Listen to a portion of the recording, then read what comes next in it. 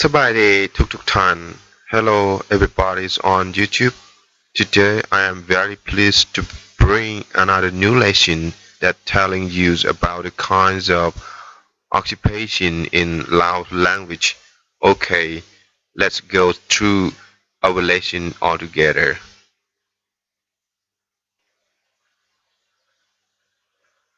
25 kinds of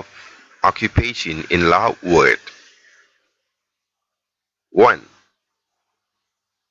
ทานหมอทานหมอ doctor ทานหมอ doctor. 2. หมอปวกแค้วหมอปวกแค้ว dentist หมอปวกแค้ว dentist. 3. นายพยาบาลนางพยาบาลนายพยาบาลนางพยาบาล nurse นายพยาบาล refer to nurse for male people นางพยาบาล refer to nurse for female people. 4. สาวนาสาวนา farmer สาวนา farmer. 5. ตำรวจตำรวจ police ตำรวจ police.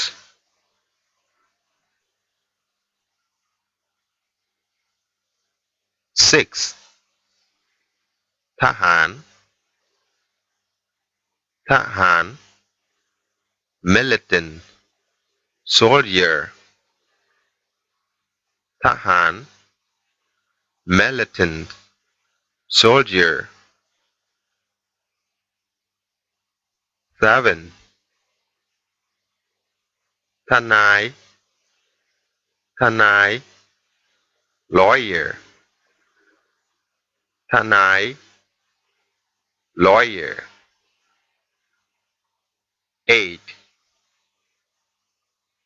ผู้ส่งหนังสือไปรษณีย์ผู้ส่งหนังสือไปรษณีย์ postman ผู้ส่งหนังสือไปรษณีย์ postman. 9. สร้างตัดผมสร้างตัดผม barber สร้างตัดผม barber. 10. สร้างอบสร้างอบ baker สร้างอบ baker. 11. กรรมกรกรรมกร worker กรรมกร worker.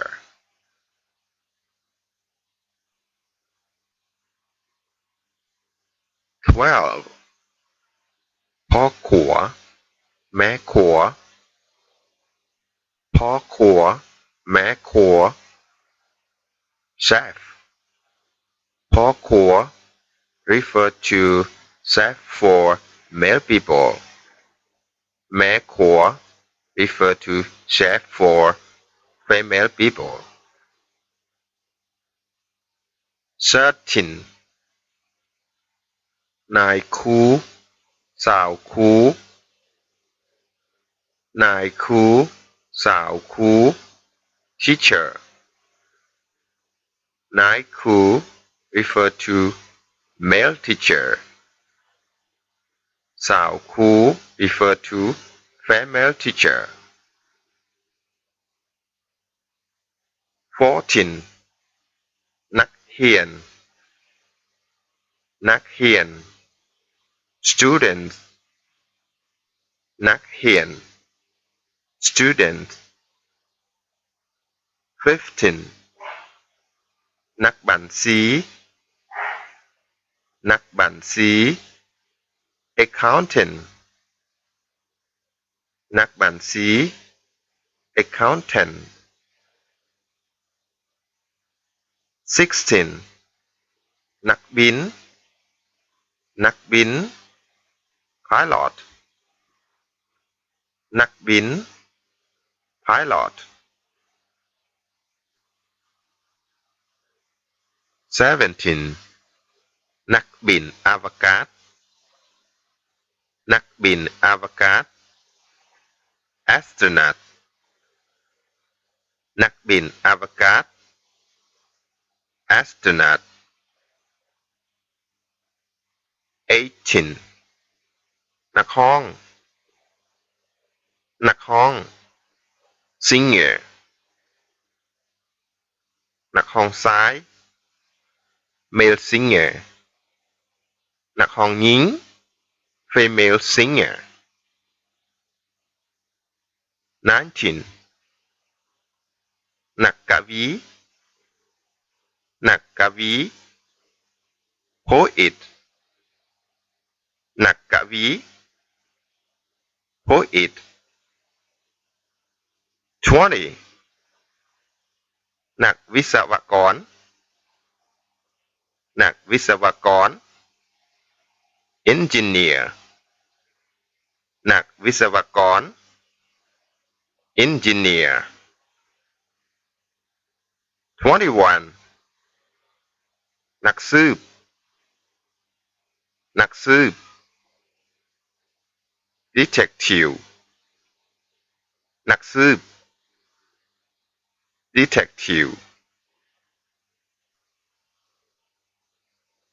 22 สายดับเพลิง สายดับเพลิง fireman สายดับไฟ สายดับไฟ fireman 23 คุณนำเที่ยว คุณนำเที่ยว tour guide คุณนำเที่ยว tour guide 24 ผู้จัดการ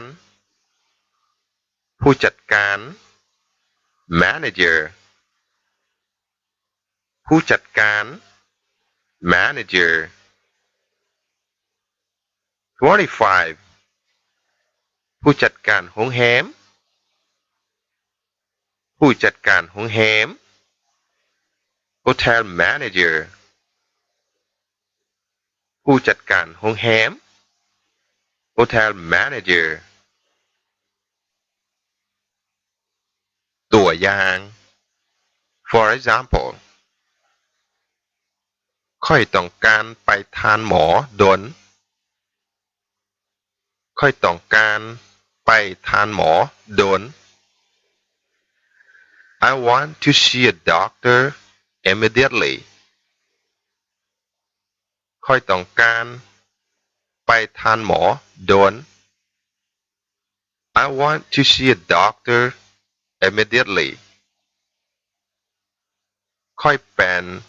สร้างตัดผม5 ปีแล้วข้อยเป็นสร้างตัดผม5 ปีแล้ว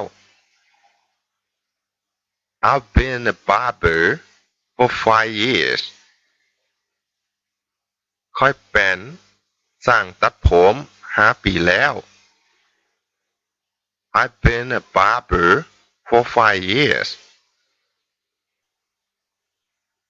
เจ้าเป็นคนนำเที่ยวจักปีแล้ว